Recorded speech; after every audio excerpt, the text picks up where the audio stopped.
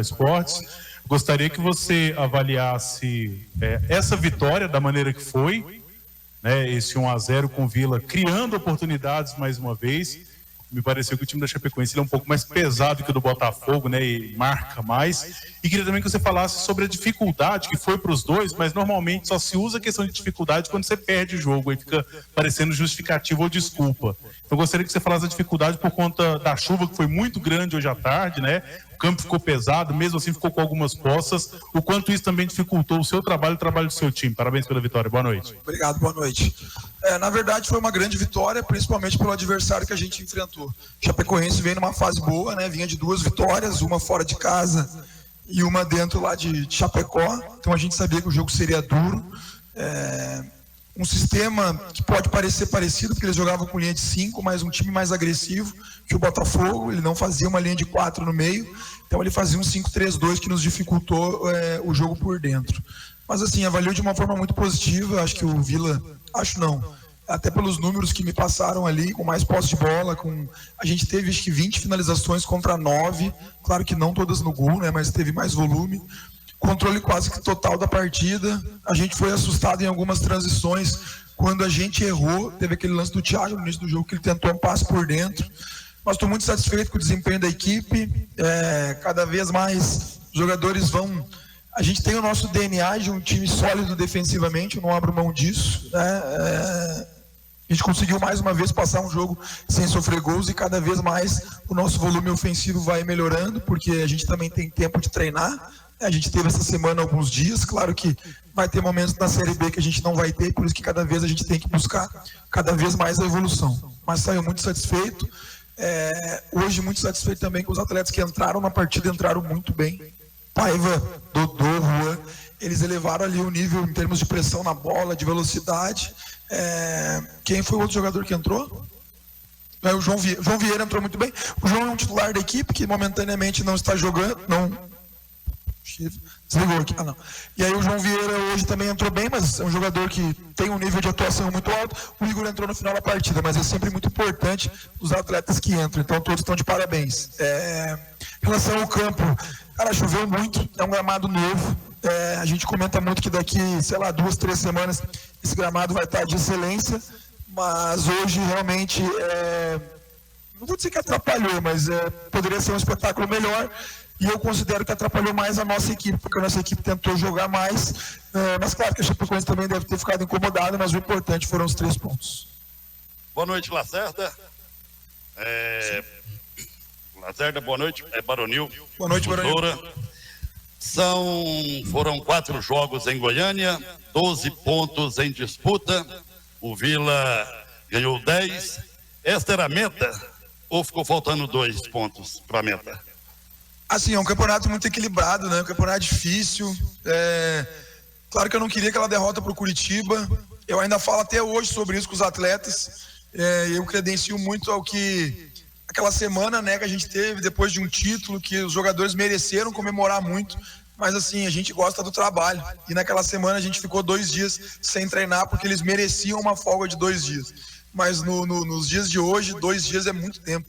Então, assim, a gente foi penalizado com a derrota lá em Curitiba, que faz parte, né, até pela grande competição que o Curitiba vem fazendo.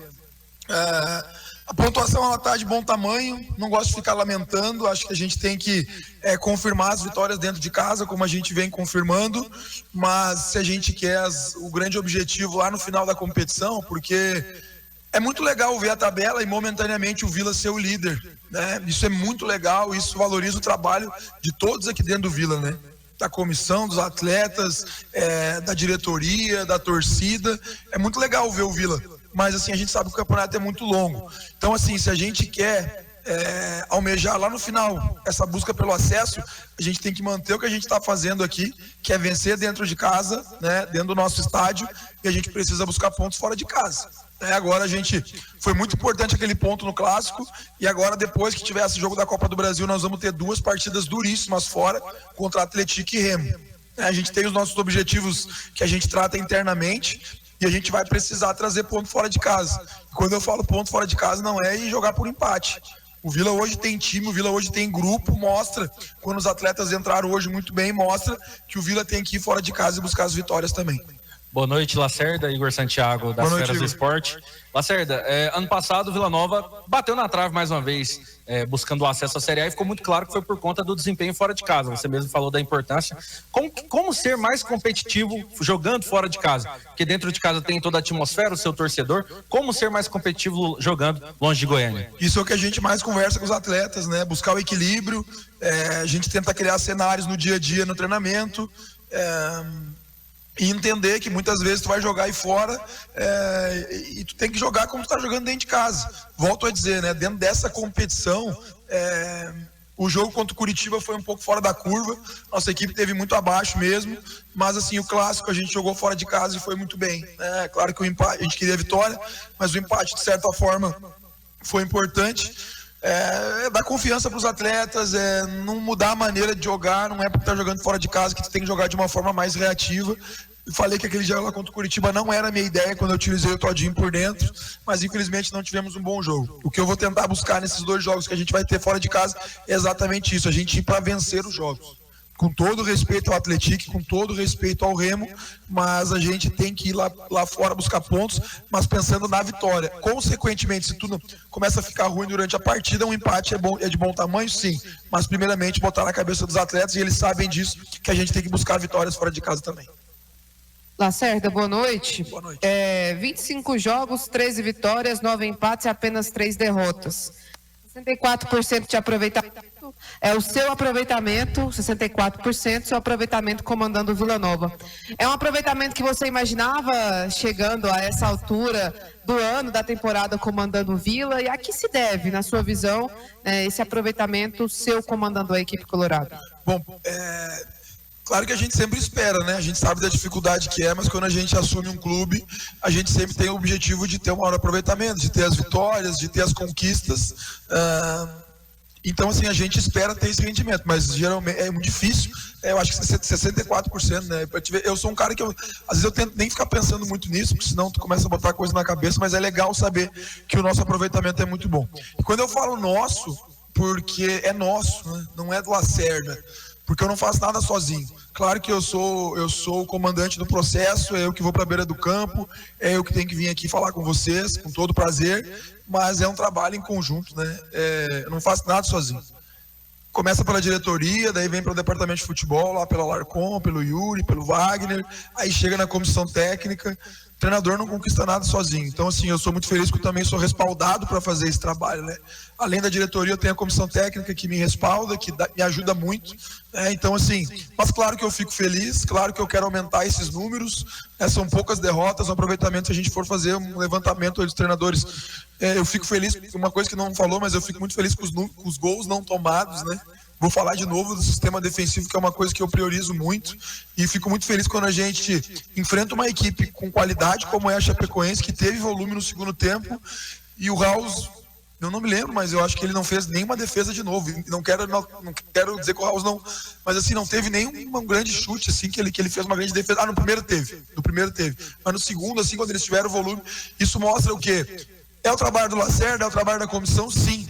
Mas se os jogadores não forem comprometidos, eu nunca terei esses números. Então, o resultado desses números, respondendo a tua pergunta, é dos 64%, das vitórias, dos empates, das poucas derrotas e dos poucos gols sofridos e da evolução ofensiva, se deve muito ao comprometimento dos atletas. Muito bom, né? Eu gosto. Boa noite, Lacerda. O sono de quem dorme na liderança da Série B é mais...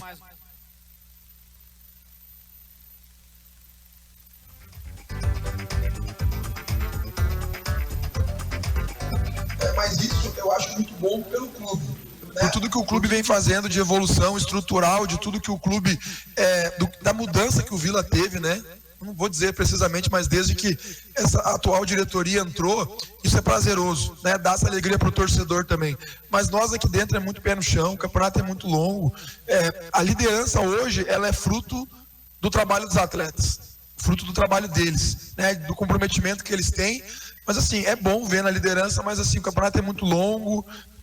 Claro que é importante tu bater lá em cima, tu tá no grupo do pelotão de cima. E eu disse para eles há 2 rodadas atrás, gente, nós precisamos entrar no G4. Depois que a gente entrar no G4, nós vamos brigar como se fosse cada jogo uma final de Copa do Mundo. E é o que a gente está fazendo. Eu disse para os atletas hoje aqui, se a gente tem um grande objetivo lá no final do ano, não adianta a gente tratar o jogo contra a Chapecoense como mais um, não. A gente tem que tratar o jogo da Chapecoense como o jogo mais importante do ano. E é o que a gente fez. E é o que a gente vai fazer em todos os jogos. Talvez, tecnicamente, taticamente, possa ter algum jogo que a gente não vai ir bem. Mas entrega, cara, isso aí não vai faltar. Esse grupo é muito comprometido e a liderança momentaneamente é muito mérito deles. Humberto Castro, PUC TV. Lacerda, vem aí um jogo para testar bem essa defesa, né? Contra o Cruzeiro, inclusive com o Dudu no banco, o Gabigol, enfim. O momento do sistema defensivo que você tanto elogia, a gente vê, né, pelos números. Te dá a convicção que o Vila vai ter um bom desempenho contra o Cruzeiro e vai trazer um bom resultado? Assim, é difícil, né, Humberto? É um grande adversário, é um dos maiores clubes do país. Talvez um dos maiores investimentos também do Brasil, com certeza um dos maiores investimentos. Assim, a questão defensiva, teve um jogo contra eu não vou lembrar agora, Humberto, que eu reuni com os atletas dentro do campo. Foi contra o Paysandu. A gente estava com dificuldade de marcar o Paysandu naquele final de primeiro tempo, e eu tive uma conversa até dentro com os atletas antes de ir pro vestiário. Eu falei, gente, a melhor maneira de nós marcar o Paysandu é nós ter a bola, porque a gente não estava conseguindo encaixar as pressões altas no Paysandu. Então, assim, é claro que o nosso time tem uma solidez, mas eu nem gosto de, né, vamos deixar um pouco de lado, porque a gente tem que ir lá para Minas e tem que jogar também. Se a gente pensar em lá se defender, vocês podem ter certeza disso. O Lacerda não vai lá montar uma retranca contra o Cruzeiro, com todo o respeito que eu tenho que ter pelo Cruzeiro. Obviamente que os cuidados defensivos são maiores, obviamente, vamos trabalhar em cima disso. Agora, se eu ir lá para Minas e pensar só em me defender, pode ter certeza que não vai dar certo. Então, assim, a gente vai lá respeitando muito o Cruzeiro. Quando a gente está sem a bola, é o respeito que a gente tem pelo clube que a gente vai enfrentar, é marcar muito, né? O comprometimento tático, os movimentos que eu gosto que eles façam, o comportamento que não é simplesmente defender por defender, né? Desde o primeiro dia que a gente está aqui na pré-temporada, a gente trabalha comportamento com esses atletas, né? Não é simplesmente montar 2 linhas de 4 ou montar uma linha de 5, uma linha de 4, não é só isso, né? Tem todos os comportamentos. Eu entendo que é um jogo contra um grande clube, que a gente tem que respeitar quando a gente estiver sem a bola. Agora, quando a gente tiver a oportunidade de jogar, nós vamos tentar jogar. Não vai acontecer nada de mirabolante na escalação do nosso time, pode ter alguma mudança, 1 ou 2 no máximo, se não tiver, daqui a pouco não tem nada, porque eu penso que a continuidade é o que pode ter de maior proveito para esse jogo contra o Cruzeiro lá em Minas. Boa noite, Lacerda, Gustavo da Rádio Bandeirantes. Boa noite. Um jogador no seu elenco, que já está aqui há algumas temporadas, que ou na vitória ou na derrota ele é lembrado, e hoje ele não foi lembrado, que é o Igor Henrique. Óbvio que você perdeu ele por uma situação médica, né? Ele acabou ficando fora por lesão, mas ali o meio de campo que você montou para o jogo de hoje, com o Arilson, com o Mota e com o Diego Torres, trouxe um equilíbrio defesa e ataque. Queria que você explicasse, né, melhor para quem está em casa, está na audiência aqui, o que você preparou para esse jogo contra a Chapecoense, sobre a situação de você dificilmente repetir uma formação. Hoje parece que dá a entender que no Vila Nova ninguém tem lugar cativo no time titular. Não, ninguém tem. Por exemplo, o Igor Inocêncio fez uma grande partida na última rodada. Hoje, infelizmente, ele não entrou na partida. Ele podia entrar a qualquer momento, né? Então, assim, a gente fica feliz que o grupo tem essa briga interna, essa competitividade interna. Eu disse lá no início, sempre falei para o grupo de atletas, a gente precisa ter a competição interna. Eles competirem entre eles, senão as coisas não acontecem. E aqui existe muita competição interna. A gente comentou sobre esse assunto agora ali no vestiário. Eu me sinto às vezes incomodado, mas é a minha função, cara. Tem jogadores, e eu já falei sobre isso sobre um treinador que eu trabalhei lá atrás, que foi o Anderson Moreira, que falou que o futebol é muito injusto, e às vezes eu cometo injustiças, né? Mas às vezes as injustiças que eu cometo é sempre pensando no melhor do Vila, no melhor do grupo. Tem jogador aí que merece jogar e infelizmente não está tendo oportunidade. Tem jogador aí hoje que entrou, tem jogador aí que merece estar jogando titular e talvez não vai nem poder viajar para Minas, porque a gente tem limite para levar atletas para lá. Então, assim, o que a gente tenta fazer desde o meu primeiro dia aqui? Todo mundo treina a mesma coisa. E aí você pode perguntar para quem tu quiser aqui internamente, todos os atletas fazem o mesmo tipo de treinamento. Não tem um atleta que vai dizer assim, eu entrei mal no jogo porque eu não treinei naquela... Não. Todos eles treinam. Quando eu treino organização defensiva, todos eles treinam. Quando eu treino organização ofensiva, todos eles treinam. Quando eu treino bola parada, todos eles treinam.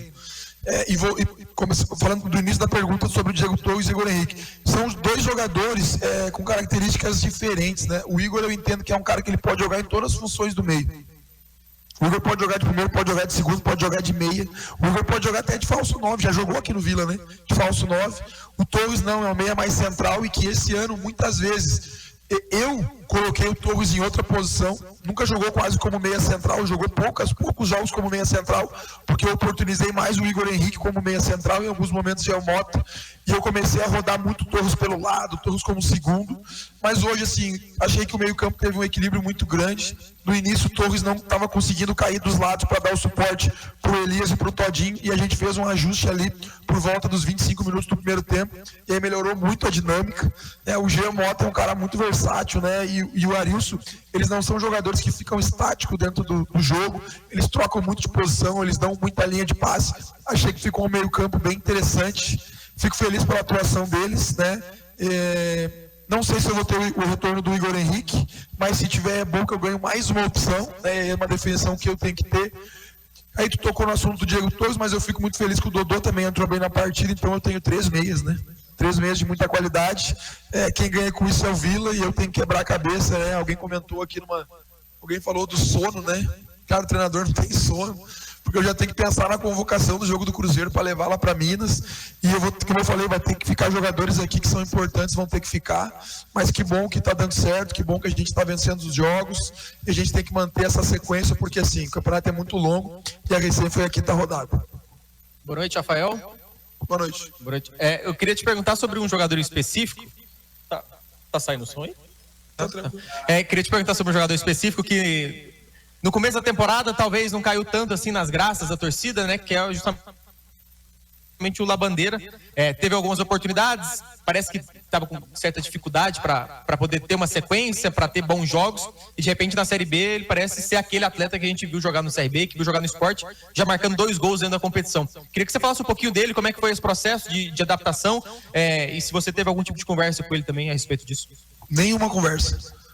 E é isso que fez a diferença.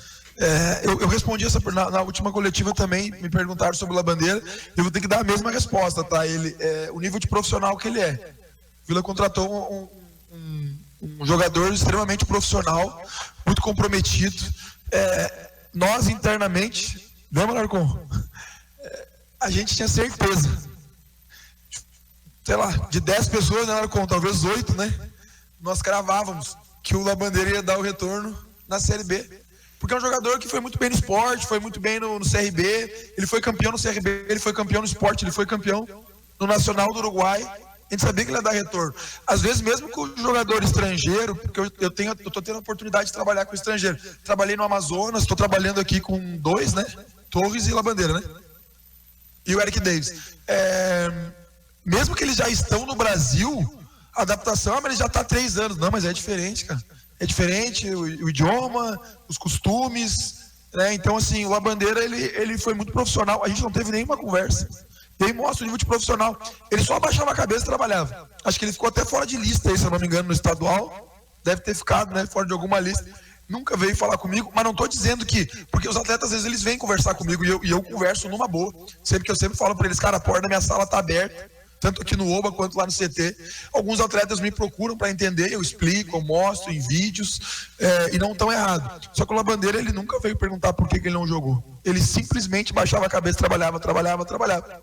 Está sendo premiado, né? Fez um gol no Clássico, fez agora uns 3 pontos aí com o gol dele. Então, assim, é muito mérito do que ele vem construindo dentro do clube, né? Um jogador que ele é muito querido dentro do elenco, tanto pela comissão, pelos atletas, pela diretoria, pelo nível de profissional que ele é.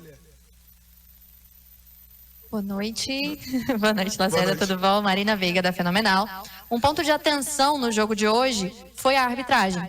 Inclusive, a gente teve ali alguns lances que vieram a debate, você mesmo acabou tomando um cartão amarelo. Eu queria saber qual foi a sua estratégia para lidar com isso a partir do momento em que você percebeu que esse seria um desafio também na partida. É até ruim às vezes falar da arbitragem, porque depois a gente acaba sendo até sofrendo uma certa retaliação, não sei se é bem isso. Mas eu achei que tiveram vários erros. Eu até perguntei pro Bandeira se o pênalti, porque assim, foi pênalti, tá? A gente tem a imagem por alguma câmera, não sei se é do Vila ou... Porque o João acabou de mostrar que é o analista, tem o contato, o jogador dobra a perna da Chapecoense e bate o joelho na coxa do Poveda. E aí eu até perguntei pro Bandeira essa questão do VAR não estar no estádio, será que não tá, às vezes, eles não estão conferindo, né? Porque se o árbitro, porque ele é um bom árbitro, ele é um cara da Federação Paulista, que a Federação Paulista vem apostando muito nele, se ele olhasse o VAR, ele daria o pênalti, pelo bom profissional que ele é.